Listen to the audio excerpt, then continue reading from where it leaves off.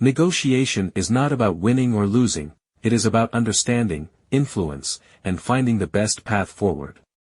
Welcome to the Emberhart podcast, where we uncover the strategies that can help you communicate with confidence, whether in school, at work, or in life's toughest conversations. Let us dive into the power of negotiation and how you can start using it today. Black Swan Negotiation, 4 Powerful Strategies to Master Conversations. Dear Amelia Emberhart, negotiation is everywhere.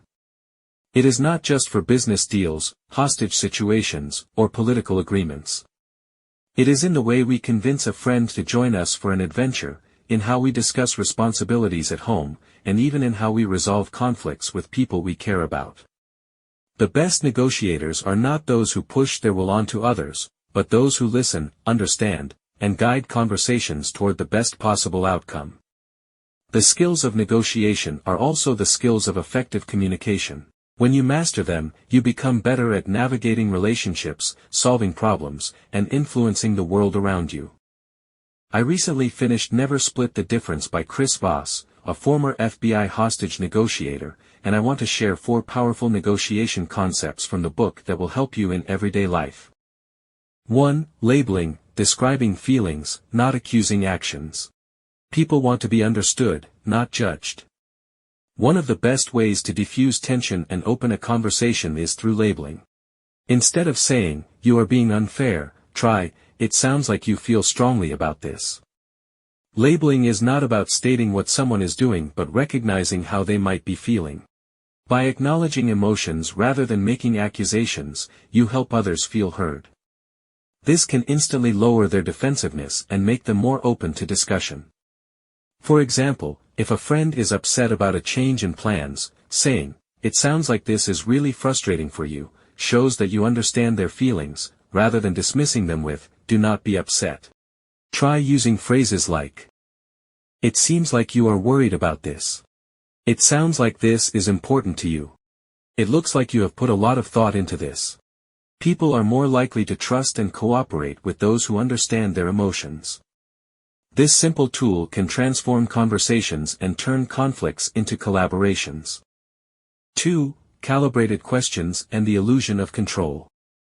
One of the most powerful ways to guide a conversation is to ask the right kind of questions.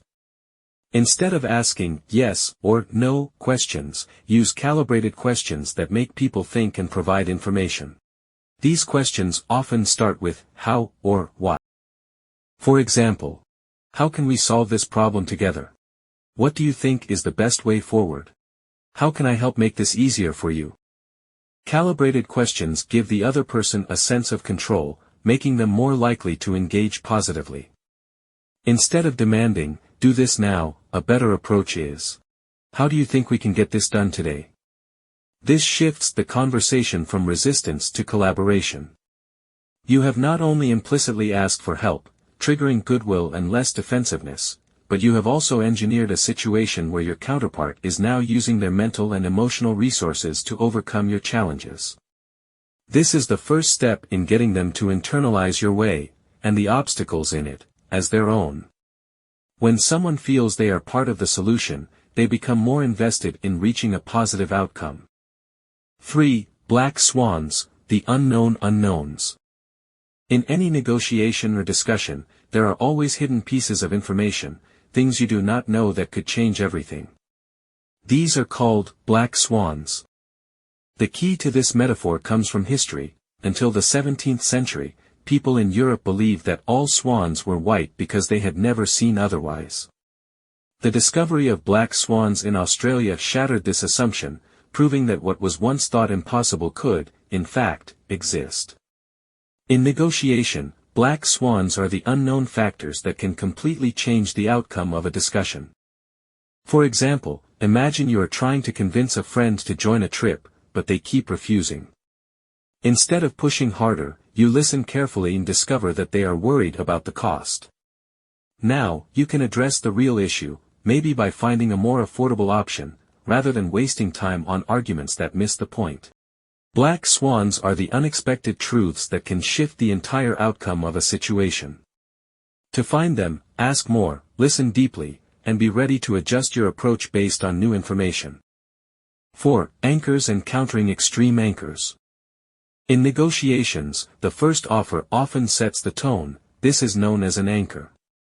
An anchor can heavily influence expectations, even if it is arbitrary or extreme. Skilled negotiators use anchoring to set a high or low starting point that benefits them.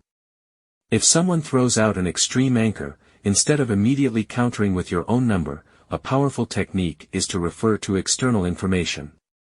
Instead of saying, "I will offer X instead," you might say, "This and that high-profile company would offer this much for a similar deal."